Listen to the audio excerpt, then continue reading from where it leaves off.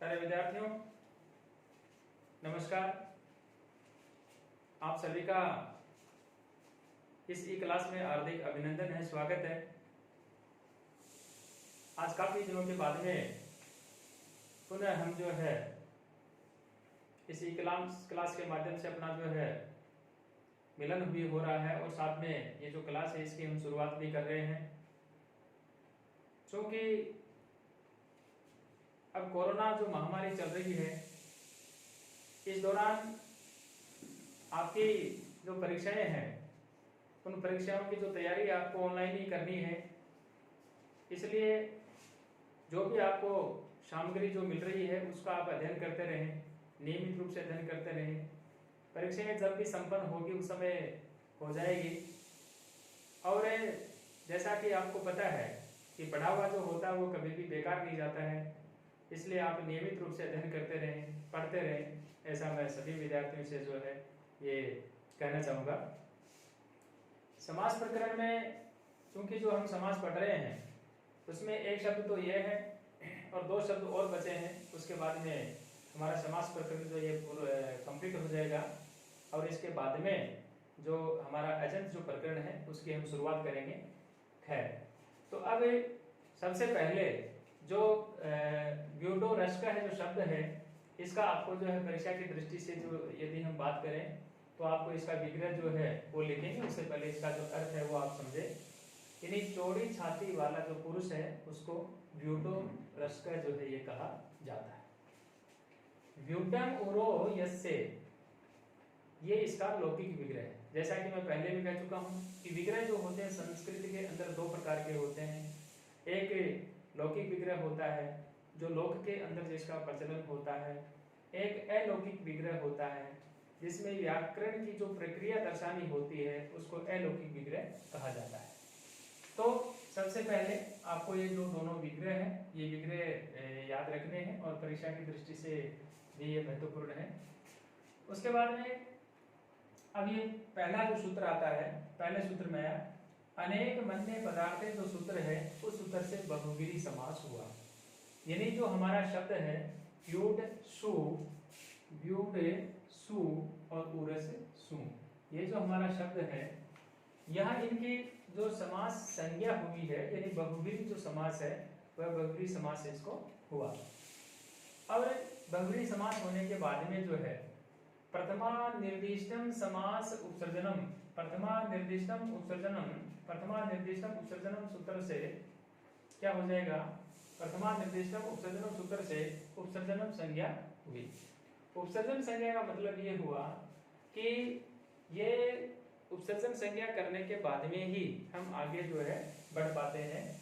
और उपसर्जनम पूर्वम सूत्र से जो है इनको पूर्व निपात हुआ।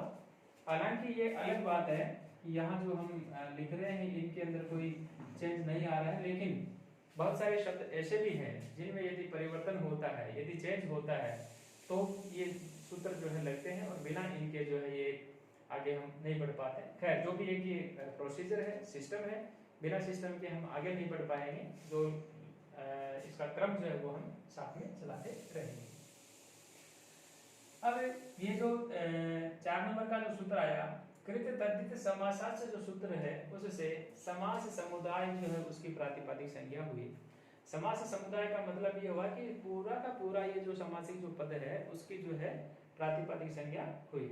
प्रातिपदिक संज्ञा जब होगी तभी हम जो है कोई आगे जो है बढ़ पाएंगे। तो प्रातिपदिक संज्ञा जब हम कर रहे हैं उस समय हम जो है इसको करेंगे व्यूड सु और उरस सु। ये जो है हमारा ये एक यूं कह सकते हैं कि प्रातिपदिक संज्ञा हम इसकी की है। सुपो धातु प्रातिपदिकयो, सुपो धातु प्रातिपदिकयो सूत्र से सुपो का मतलब हुआ यानी एक सु और दो सु, इन दोनों पे जो है क्या हुआ? लुक हुआ है। लुक का मतलब ये हुआ कि जो हम लोप करते हैं और जो लुक करते हैं इन दोनों के अंदर जो है अंतर है। तो सुपो धातु प्रातिपदिक सूत्र से सुपो का यानी जो दोनों जो सु लगे हुए थे इनका जो है लुक हो गया, तो शब्द हमारा बच गया व्योढ़ उरस। जो कि शब्द हमारे को व्यूडोरस बनाना है।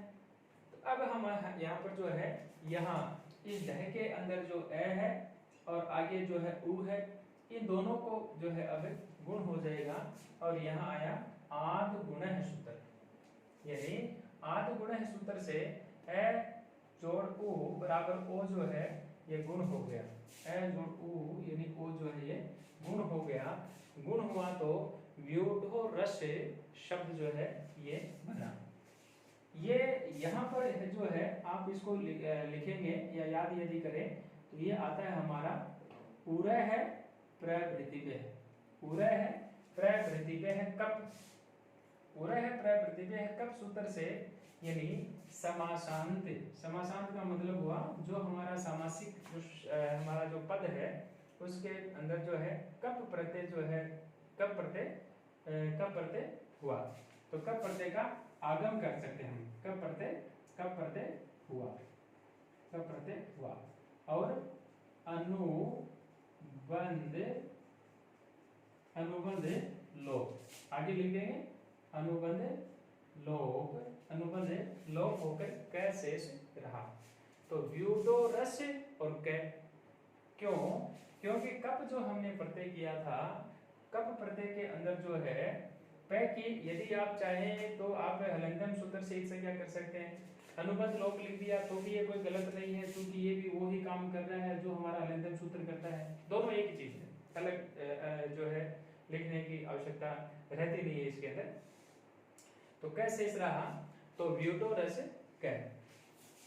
अब आगे जो सूत्र आ रहा है स्वादिस्व सर्वनाम स्थानीय सूत्र से पद संज्ञा हुई, यानी बिना पद संज्ञा किए हुए हम आगे नहीं बढ़ सकते, तो ये पद हो गया है।